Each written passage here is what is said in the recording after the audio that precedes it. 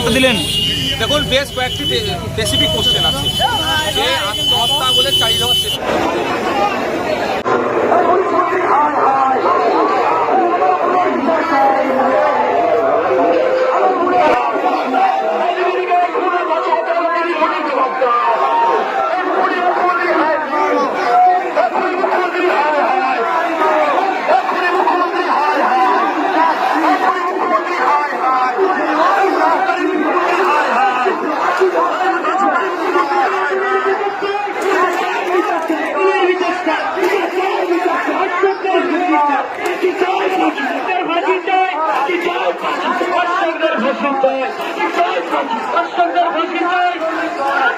সরকারের আমলে দিকে দিকে খুন ধর্ষণ হচ্ছে কারা? মুখ্যমন্ত্রী জবাব দাও।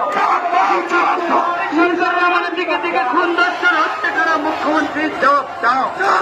জবাব তোমার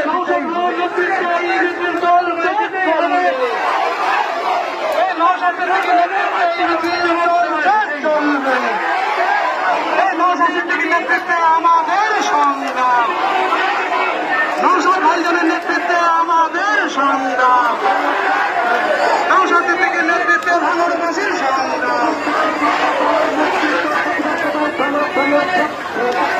আমার বোনের বিচার চাই, আমার বোনের বিচার চাই। আমি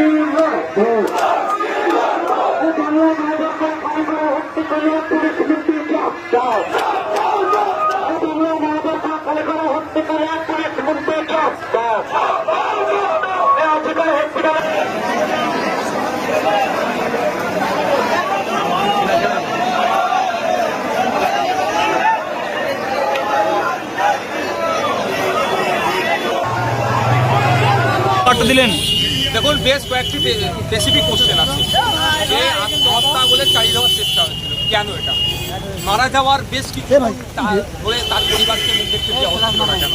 তাকে গোপন করা হচ্ছিল কি রহস্যটা সেটা উদ্বোধন করতে হবে। যে অফিসারের সাথে যুক্ত আছে তাদেরকেও শাস্তি ব্যবস্থা করতে হবে। এই ধনঞ্জয়ের মতো সঞ্জয় হয়ে যাচ্ছে না তো? সঞ্জয়ের সাথে আর যারা আছে অবশ্যই বলছি তাতে যদি আমার পানিশমেন্ট হবে। একার কাণ্ড নয়, এর সাথে যারা যুক্ত আছে সঠিকভাবে তদন্ত করলে আমার বিশ্বাস যে তার ধরা পড়লে তাদেরকেও শাস্তির ব্যবস্থা করতে হবে। আজ সকালে চাকরি চাললে সন্দীপ সন্ধ্যে চাকরি পেয়ে যাচ্ছে, কারণ এর মধ্যে কী রহস্য আছে? যে হাসপাতালে যে বর্জ্যগুলো আছে সেগুলো দিয়ে দুর্নীতি হচ্ছে না, কী র্যাকেট ছিল, এটা কার কী কাহানি আছে সেটাও খুঁজে বার করতে হবে। তারা তদন্ত করছে এটা। আর সিবিআইয়ের কাছে 12 দিন হয়ে গেল এখনো পর্যন্ত প্রোগ্রেস সে অর্থ দেখতে পাচ্ছি না। প্রয়োজনে সিবিআই যদি মনে করে এই ধরনের চোর পুলিশ খেলা খেলবে তাহলে কিন্তু সিবিআই সিকিউ কমপ্লেক্স আমাদেরকে অভিযান করতে হবে, ঘেরাও করতে হবে।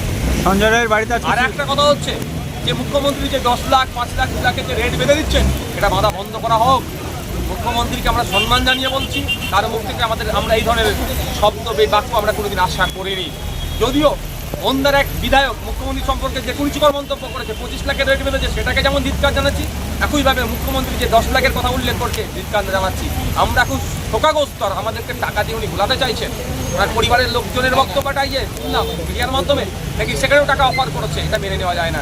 যারা অন্যায় করেছে মুখ্যমন্ত্রীর উদ্দেশ্যে বলবো সেই অন্যায়কারী দোষীদেরকে আড়াল করার জন্য আপনার সরকার না পড়ে যায় এই ধরনের কাজ করবেন না।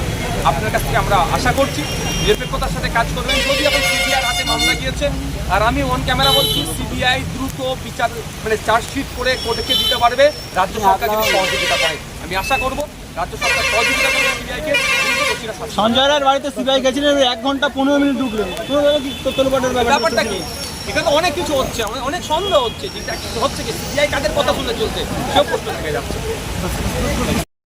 করবেন না, দারুণ অভদ্র লাগে আমাকে, এটা খুব খারাপ লাগে আমাকে এই গাড়িতে ঠোকাঠুকি করা।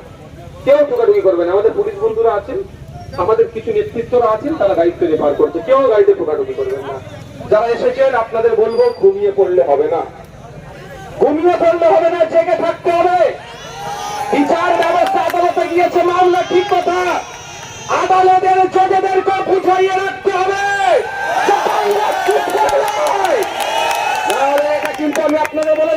করলে হয়তো আমার নামে কন্ডেম হতে পারে, কিন্তু তিলোত্তমা আমাদের পরিবারের একজন। আমাকে বলতে ডাকতে হচ্ছে যদি আমরা চুপ করে যাই, কিন্তু আদালতেও কিন্তু কেসটা ঠান্ডা করে চলে যেতে পারে। আমরা ঠান্ডা করে যেতে দেবো না। আমরা তিলোত্তমা আমরা বিচার দেখতে চাই। যে অন্যায় করেছে তার সর্বোচ্চ বা তাদের সর্বোচ্চ শাস্তি হোক, এটা আমরা চাই। বুঝতে পারছেন তো? ওনারে ঠান্ডা করে পাঠিয়ে দেবে, ঠান্ডা করে পাঠিয়ে দেবে। বুঝতে পারছেন কি বলছি? যারা এসেছেন শান্তিপূর্ণ ভাবে, আপনারা এখান থেকে শান্তিপূর্ণ ভাবে আপনারা প্রস্থান করবেন। কারো প্ররোচনায় পা দেওয়ার দরকার নাই। যদি কেউ ওই সঞ্জয়ের পক্ষ নিয়ে আপনাদেরকে ডিস্টার্ব করে আমাদেরকে খবর জানাবেন। আমি এখান ভাঙড়ের ডিসির সাথে যোগাযোগ করব। ভাঙড়ের ডিসি স্যার যদি ব্যর্থ হয়, পাবলিক নিয়ে আমরা কি করতে একটু বুঝিয়ে দেবো। এবার অনেক হয়েছে, বিচার ব্যবস্থার প্রতি আস্থা রেখে বলছি, ডিসি স্যারকেও বলছি, অনেক হয়েছে। এগুলোকে বন্ধ করুন, এগুলোকে বন্ধ করুন। আপনাদের প্রতি আমরা অনেক ভরসা করছি, সেই ভরসাটা কোনোভাবেই না নষ্ট হয়ে যায় সেটা দেখবেন। রক্তদান শিবির করে মানুষের সাথে সম্পর্ক তৈরি করছেন, করুন না। আপনারা ডাক দিন না নিরপেক্ষ ভাবে। ভাঙড়ের মানুষ রক্তদান শিবির করে আজকে পশ্চিমবাংলা রেকর্ড করে রেখে দিয়েছে। নিরপেক্ষতা বজায় রেখে কাজ করুন না। কিন্তু দুর্ভাগ্যের বিষয় অনেক সমান না, কিছু কিছু অফিসারও দেখছি নিরপেক্ষতার অভাব হচ্ছে, সেটা তো আপনারা